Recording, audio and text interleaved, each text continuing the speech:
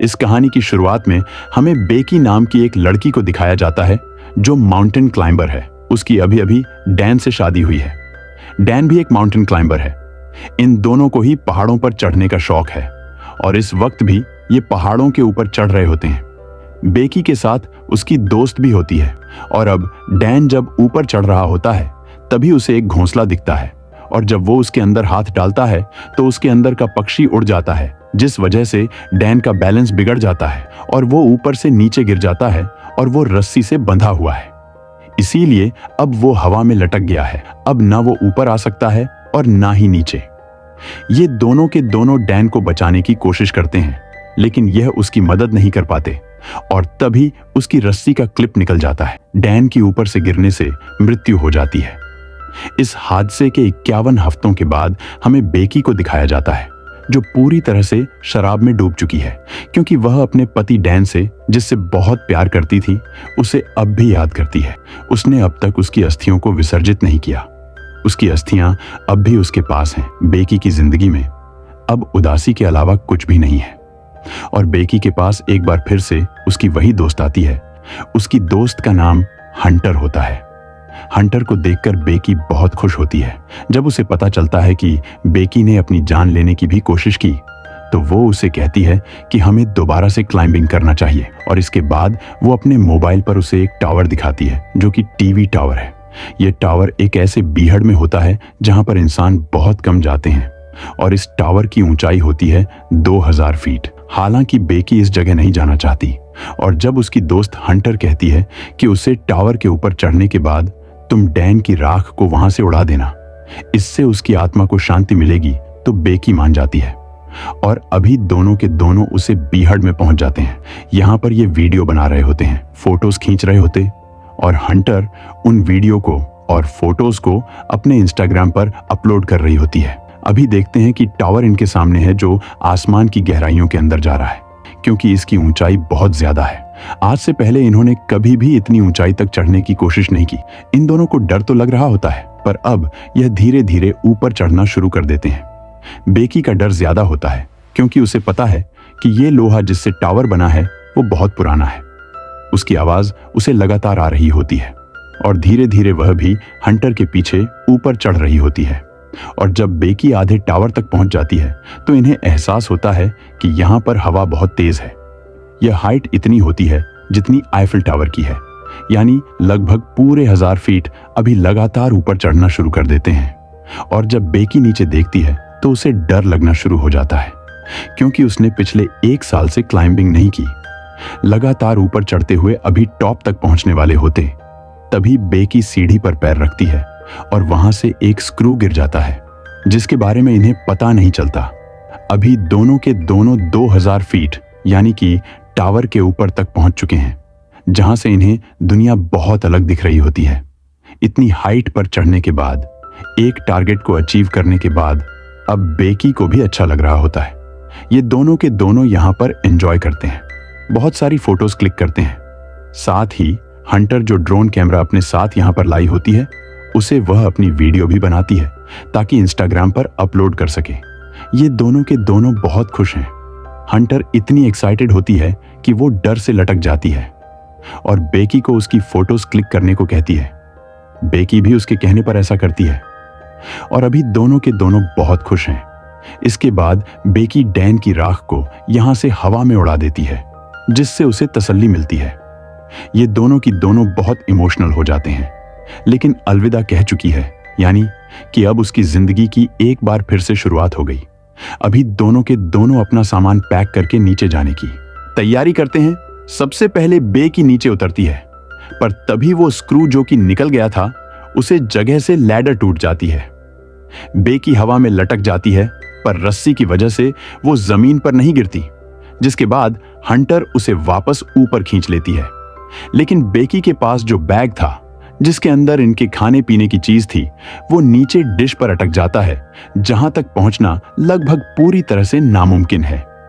ये अपने मोबाइल्स को भी चेक करते हैं, लेकिन यहां पर इतनी ऊंचाई पर कवरेज नहीं होता, यानी कि ये दोनों के दोनों अब 2000 फीट की ऊंचाई पर फंस चुके हैं।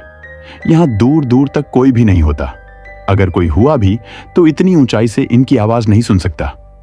यही तार के ऊपर एक बॉक्स होता है जिसके अंदर एक फ्लेयर गन और एक दूरबीन होती है, और दिन में फ्लेयर गन का इस्तेमाल करने का कोई भी मतलब नहीं है क्योंकि फ्लेयर गन को दिन में कोई नहीं देखेगा। अभी दूरबीन से देखते हैं तो सामने इन्हें एक गाड़ी दिखती है, लेकिन वो लोग इन्हें इतनी ऊंचाई पर नहीं देख सकते, ना इनकी आवाज सुन सकते हैं। हंटर एक बार फिर से अपना मोबाइल देखती है और जो पोस्ट उसने इस टावर के बीच से की थी वो पोस्ट इंस्टाग्राम पर पोस्ट हो चुकी होती है, जिस पर बहुत सारी लाइक्स और कमेंट्स होते हैं। इसका मतलब यह है कि टावर के तल पर कवरेज है, और अब हंटर अपने मोबाइल पे मदद के लिए एक मैसेज को रिकॉर्ड कर देती है और इंस्टाग्राम पर उसे पोस्ट कर देती है। इसके बाद वो अपने मोबाइल को रस्सी से बांधकर टावर से नीचे लटकाते हैं ताकि कवरेज आए और उसका मैसेज पोस्ट हो जाए, लेकिन बहुत देर तक वेट करने के बाद भी ऐसा नहीं होता। और अब हंटर अपने मोबाइल को अपने सॉक्स के अंदर रखती है, उसके बाद शू के अंदर रखती है और ऊपर से नीचे फेंक देती है ताकि नीचे गिरने के बाद उसका मैसेज चला जाए और इनकी मदद के लिए कोई आए। और कुछ ही समय बाद ऊपर दूरबीन से देखते हैं जहां इन्हें नीचे एक आदमी दिखता जो फोन पर बात कर रहा होता है। उसके साथ उसका डॉग भी होता है और वो इन्हें इतनी ऊपर ना देख सकता है और ना ही इतनी ऊपर से इनकी आवाज को सुन सकता है। यहां पर वो अपने फोन में बहुत ज्यादा मग्न होता है। उसे अपनी प्रेजेंस का एहसास दिलाने के लिए ये ऊपर से एक और शू को फेंकते हैं। हालांकि वो शू देख लेता है, लेकिन उसे ऐसा लगता है कि ये पहले से यहां पर था और वो अपने डॉग के साथ वहां से जाने लगता है। अलग ही बेकी यहां पर फ्लेयर गन चलाने की कोशिश भी करती है, लेकिन हंटर उसे रोक लेती है और कहती है कि रात होने का हमें इंतजार करना होगा, रात को वो हमारी फ्लेयर गन को देख लेंगे। और अब यहां पर अंधेरा हो जाता है। दोनों ही अपने मोबाइल की टॉर्च को ऑन करके अपने हाथ से हिलाना शुरू कर देते हैं। इनके सामने जो गाड़ी यानी कि आरवी होती है जिसमें लोग कैंपिंग कर रहे होते हैं, वो इन्हें देख लेते हैं, लेकिन वह इनकी मदद करने के लिए नहीं आते, बल्कि इनकी गाड़ी को चुराकर वहां से निकल जाते हैं, जिससे दोनों के दोनों हताश हो जाते हैं। जैसे जैसे रात होती है इन्हें नींद आना शुरू हो जाती है। ये वहां पर सो जाते हैं, लेकिन जगह बहुत कम है। हंटर ऊपर से गिरने वाली होती है कि बेकी उसे पकड़ लेती है। तभी वो देखती है कि उसके पैर पर एक टैटू बनाया है जिस पर लिखा होता है 143। ये देखकर बेकी हैरान हो जाती है क्योंकि उसका हस्बैंड डैन उसे हमेशा कोड वर्ड में आई लव यू कहता था, यानी कि 143। वो समझ जाती है कि डैन के बीच में और हंटर के बीच में कुछ ना कुछ था, और जब वो हंटर से पूछती है तो वो एक्सेप्ट कर लेती है। वो बेकी से माफी भी मांगती है, लेकिन बेकी अब पूरी तरह से नम हो चुकी है। बेकी की नजर अब भी उस बैग पर होती है जो बैग नीचे एंटेना में यानी कि डिश पर अटका हुआ है। उसके अंदर इनका ड्रोन होता है और खाने पीने की चीजें हैं। किसी भी कीमत पर इन्हें उसे बैग को ऊपर लाना होगा, पर वहां पर सीढ़ियां नहीं होती, इसीलिए उसे बैग तक पहुंचना इतना आसान नहीं है। पर हंटर, जो कि बहुत ही साहसी होती है और रस्सी की मदद से नीचे जाना शुरू करती है, पर इससे पहले कि वो डिश तक पहुंचती, रस्सी खत्म हो जाती है। हंटर जंप लगाकर डिश तक पहुंच जाती है। अब उसके पास बैग है, लेकिन रस्सी उससे दूर होती है। वो सेल्फी स्टिक की मदद से बैग को रस्सी में अटकाती है और इसके बाद खुद भी जंप मारकर रस्सी को पकड़ लेती है और वो उसे रस्सी के साथ ऊपर खींच लेती है, जिस वजह से उसकी जान बच जाती है। अब इनके पास इनका ड्रोन है जिसे ये मदद मंगवाने के लिए यूज करना चाहते हैं। ये एक पेपर पर लिखते हैं कि हमें मदद की जरूरत है, हम टावर के ऊपर अटक चुके हैं, और उस पेपर को ड्रोन के साथ फिक्स कर देते हैं और अब ये ड्रोन को उड़ाते हैं। पर तभी इन्हें पता चलता है कि इनके ड्रोन की बैटरी बहुत ज्यादा डाउन है, वो सामने दूर दिख रहे घर तक नहीं पहुंच सकता। इसीलिए इन्हें ड्रोन को वापस बुलाना पड़ता है और अब एक बार फिर से रात हो जाती है। रात को जब बेकी सोती है तो ऊपर देखती है कि डार्क टॉप पर एक लाइट चल रही है, यानी कि वहां पर करंट है। वो बड़ी मुश्किल से ऊपर चढ़ती है और ड्रोन के चार्जर से उसे चार्ज करना शुरू कर देती है। जब तक ड्रोन चार्ज नहीं होता उसे वहीं पर लटका रहना पड़ता है। ड्रोन पूरी तरह से चार्ज हो जाता है तो बेकी नीचे उतर जाती है, जिसके बाद ये ड्रोन पर उसी चिट को लगाते हैं जिस पर इन्होंने लिखा होता है कि इन्हें मदद की जरूरत है, और इसे उस घर की तरफ भेजते हैं जो सामने दिख रहा होता है। पर इससे पहले कि वो घर तक पहुंचता, वही गाड़ी से टकरा जाता है, जिससे इनकी आखिरी उम्मीद भी टूट जाती है और अब इन्हें कोई उम्मीद नहीं है कि कोई इनकी मदद के लिए यहां पर आएगा। बेकी की हालत बहुत ज्यादा खराब हो चुकी है। वो हंटर से कहती है कि तुम मुझे अपना सूडो दो, मैं एक बार फिर से मोबाइल पर मैसेज करके अपने डैड को सेंड करती हूं। अगर हम उसे नीचे फेंकेंगे तो हो सकता है कि कवरेज मिले और मेरे डैड को हमारा मैसेज मिल जाए।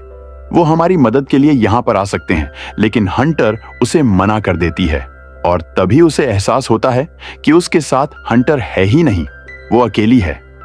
दरअसल जब हंटर नीचे बैग लेने के लिए गई थी तो सच में ऊपर आते हुए उससे रस्सी छूट गई थी, जिससे उसकी मृत्यु हो गई थी और अब भी उसकी बॉडी डिश के ऊपर होती है। दरअसल बेकी सिर्फ यहां पर हेलुसिनेट कर रही होती है, पर अब उसे सच्चाई का पता चल चुका है कि वो टावर के ऊपर अकेली है और उसकी जीने की उम्मीदें पूरी तरह से खत्म हो चुकी हैं।